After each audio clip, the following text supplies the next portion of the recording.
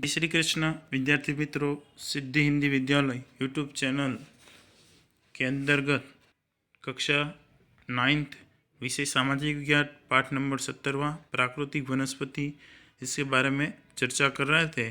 और इसके अगले वीडियो के अंदर हम इस पाठ के कौन कौन से मुद्दों के बारे में चर्चा करेंगे, इसकी जानकारी प्राप्त की थी। अब वीडियो को आगे बढ़ाते हैं और पाठ की शुरुआत करते हैं। प्राकृतिक वनस्पति। तो मानव जीवन के लिए वनस्पति जगत एक अनिवार्य अंग है। मानव जीवन के लिए वनस्पति जगत एक अनिवार्य अंग है। वनस्पति के अभाव में मानव जीवन की कल्पना भी कठिन है। हमारे जीवन की कल्पना बिना वनस्पति के हो भी नहीं सकती। क्यों? खाने के लिए जो फल फ्रूट सब्जी जो कुछ भी हमें चाहिए वो कहाँ से आता है? वनस्पतियों से प्राप्त होता है। यहाँ तक कि हम लोग जो ऑक्सीजन हवा लेते हैं वो ऑक्सीजन हवा भी वनस्पतियों के द्वारा ही प्राप्त की जाती है। यानी कि वनस्पति के बिना हमारे जीवन की कल्पना करना भी कठिन है। प्राचीन शास्त्रों से लेकर आधुनिक विज्ञान तक सभी वनस्पति के महत्व को स्वीकार करते हैं। प्राचीन जो हमारे ग्रंथ है वहाँ से लेकर आधुनिक विज्ञान तक, विज्ञान के अंदर मेडिकल साइंस के अंदर भी जो भी दवाइयाँ बनाई जाती है वो सब वनस्पतियों के उपयोग से ही बनाई जाती है। तो यानी कि प्राचीन शास्त्रों से लेकर आधुनिक विज्ञान तक सभी वनस्पति के महत्व को स्वीकार करते हैं। भारत के पास विविधतापूर्ण प्राकृतिक संपत्ति है और हमारे देश के पास कैसी है? विविधतापूर्ण प्राकृतिक संपत्ति है, जिसमें वनस्पति वैविध्य की दृष्टि से भारत का विश्व में 10वां तथा एशिया में 4था स्थान है। वानस्पतिक वैविध्य की दृष्टि से भारत का विश्व में कौन सा स्थान है? 10वां तथा एशिया में 4था स्थान है। वृक्षों के समूह जो मानव की सहायता के बिना कुदरती अवस्था में उगते हैं जंगल कहलाते हैं। वृक्षों के समूह जो मानव की सहायता के बिना उगते हैं उसे क्या कहते हैं? जंगल कहते हैं। इन्हें कुदरती या प्राकृतिक वनस्पति कहते हैं। इसके बारे में, इस परिभाषा के बारे में अगले वीडियो के अंदर हम चर्चा कर चुके थे। हम आगे बढ़ते हैं। प्राकृतिक वनस्पति, जो पहला प्रकार दिखा था जिसके बारे में अध्ययन करेंगे उसमें है प्राकृतिक वनस्पति। तो भारत की प्राकृतिक वनस्पतियों की विविधता निम्नलिखित परिबलों के कारण है।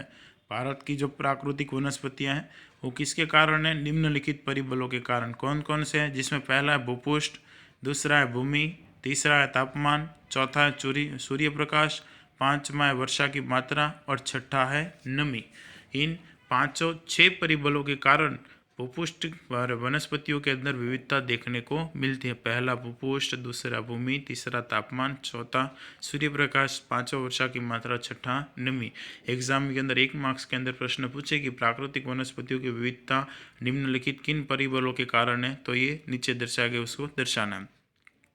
भारत में पर्वत, पठार, मैदान और मरुभूमि जैसे विविध भूपृष्ठ कारण प्राकृतिक वनस्पति में विविधता दिखाई देती है। भारत में पर्वत, पठार, मैदान और मरुभूमि जैसे भूपृष्ठ भागों के लिए भारत के 5 भूपृष्ठ भागों के बारे में अगले पाठ के अंदर हम चर्चा कर चुके हैं। और इन्हीं विविधता के कारण भारत की जो प्राकृतिक वनस्पति है उसमें भी विविधता दिखाई देती है। और उसके पश्चात हमने विविध मिट्टियों के प्रकारों के बारे में भी जानकारी प्राप्त की थी।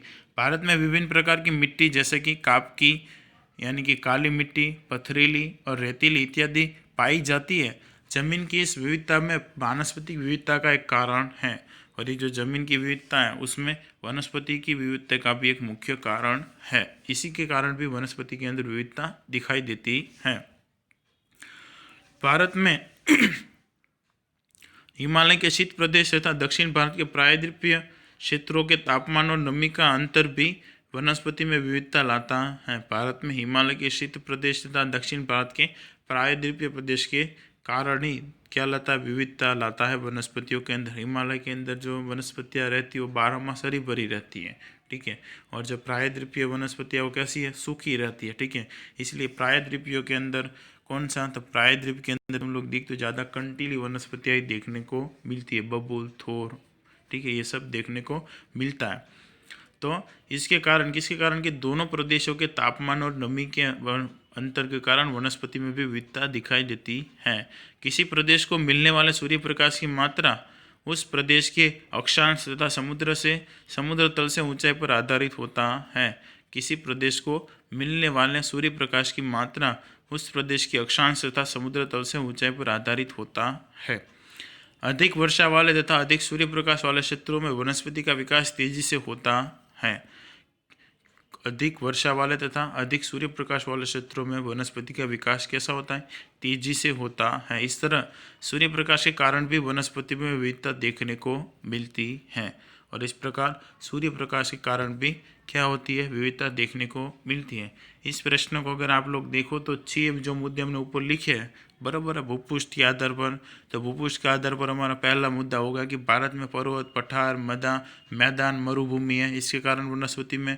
दूसरा भूमि, तो भारत के भूमि भाग है कौन सी? काली, पथरीली, रेतीली जमीन, ये दूसरा हो गया मुद्दा बनाना हो। तो तीसरा तापमान के अंदर, तो भारत के शीत प्रदेश तथा दक्षिण भारत के प्रायद्वीपीय प्रदेश तापमान और नमी में अंतर में कारण विविधता दिखाई देती है। उसके पश्चात होगा चौथा सूर्य प्रकाश, कि भाई अधिक किस सूर्य प्रकाश की मात्रा पर भी क्या है? आधारित है। अधिक वर्षा तथा अधिक सूर्य प्रकाश वाले क्षेत्रों में वनस्पति का विकास तेजी से होता है। इस तरह सूर्य प्रकाश के कारण भी वनस्पति में विविधता देखने को मिलती है। उसके पश्चात वर्षा वाला भी हो गया कि भाई अधिक वर्षा वाले विस्तारों के अंदर भी वनस्पति में विविधता दिखाई देती है। भारत में वर्षा का वितरण असमान है, इस कारण वनस्पति में भी विविधता दिखाई पड़ती है। भारत में वर्षा की मात्रा कहीं पर ज़्यादा वर्षा होती है तो कहीं पर कम वर्षा होती है, तो इस विविधता के कारण भी वनस्पति के अंदर विविधता दिखाई देती है। भारत में लगभग 5000 जाति के वृक्ष होते हैं। इनमें से लगभग 450 जाति के वृक्ष व्यापारिक दृष्टि से खूब उपयोगी हैं। भारत में कितनी जाति के वृक्ष पाए जाते हैं? 5000 जाति के वृक्ष पाए जाते हैं। एग्जाम के अंदर MCQ के अंदर प्रश्न पूछे या छोटे प्रश्नों के अंदर प्रश्न पूछे, उसके अंदर लिखना है भारत में 5000 जाति के वृक्ष दिखाई देते हैं। इनमें से 450 जाति के वृक्ष व्यापारिक दृष्टि से खूब उपयोगी है। व्यापारिक दृष्टि से यानी कि जिसका व्यापार होता है, चंदन है, उसके पश्चात नीम है, खेर, थोर, ठीक है, ये सब व्यापारिक दृष्टि से उपयोग वाले हैं। जो अश्वगंधा, सर्पगंधा, उसके पश्चात देवदार, ये सब व्यापारिक रूप से उपयोगी हैं। इनके अलावा लगभग 15,000 प्रकार के फूल वाले पौधे होते हैं जो विश्व का कुल 6% है। उसके पश्चात कौन से अलावा 15,000 के फूल वाले पौधे हैं जो विश्व का कुल 6% है। अपुष्प वनस्पतियाँ जैसे फर्न यानी कि हंसराज, शैवाल, काई इत्यादि भी हमारे देश में पाई जाती हैं। उसके अलावा अपुष्प वनस्पतियाँ जैसे कि कौन कौन सी? फर्नराज यानी कि हंसराज, शैवाल, काई इत्यादि भी हमारे देश में होती है। भारत प्राचीन काल से ही औषधीय उपयोगिता वाली वनस्पतियों के लिए प्रख्यात है। भारत प्राचीन काल से औषधीय उपयोगिता वाली वनस्पतियों के लिए प्रख्यात है। रामायण काल से अंदर आप लोग देख सकते हो कि जब लक्ष्मण जी मूर्छित हुए थे तब उनको जीवित करने के लिए संजीवनी बूटी के लिए हनुमान जी दक्षिण में आए हुए श्रीलंका से भारत में हिमालय पर्वत तक आए थे, बराबर। तो इसका उपयोग प्राचीन काल से भारत औषधीय वनस्पतियों के लिए विख्यात है। आयुर्वेद में लगभग 2000 औषधीय वनस्पति का वर्णन हुआ है और आयुर्वेद के अंदर कितनी 2000 औषधियों का वर्णन हुआ। इस तरह कहा जाता है कि भारत के पास वैविध्यपूर्ण प्राकृतिक वनस्पतियाँ हैं। इस कारण क्या कहा जाता है कि भारत के पास प्राकृतिक वैविध्यपूर्ण वनस्पतियाँ हैं। एग्जाम के अंदर प्रश्न पूछे कि भारत के पास वैविध्यपूर्ण प्राकृतिक वनस्पतियाँ हैं, समझाइए या कारण दीजिए। तो उसके अंदर ये वाला मुद्दा लिखना है कि भारत में लगभग 5000 जाति के वृक्ष है। इनमें से 450 जाति के वृक्ष व्यापारिक दृष्टि से उपयोगी हैं। इनके अलावा 15,000 प्रकार के फूल वाले पौधे हैं। फिर उसके पश्चात अपुष्प वनस्पतियाँ जैसे कि हंसराज, शैवाल, काई इत्यादि भी हमारे देश में होती हैं। और लास्ट वाला मुद्दा क्या लिखोगे कि भारत में प्राचीन काल से ही औषधियों की उपयोगिता के लिए विख्यात है और आयुर्वेद में 2000 वनस्पतियों का वर्णन हुआ है। इस कारण भारत वैविध्यपूर्ण प्राकृतिक वनस्पतियों वाला देश है। ये हो गया प्राकृतिक वनस्पतियों के बारे में जानकारी। तो ये 2 प्रश्न पूछे एग्जाम के अंदर कि भाई परिबलों के आधार पर वनस्पति के अंदर विविधता दर्शाइए या भारत के पास वैविध्यपूर्ण प्राकृतिक वनस्पतियाँ हैं, तो उसके बारे में भी यही लिखना है। आशा रखता हूँ वीडियो के अंदर सबको समझ में आया होगा। वीडियो को सुनने के लिए थैंक यू।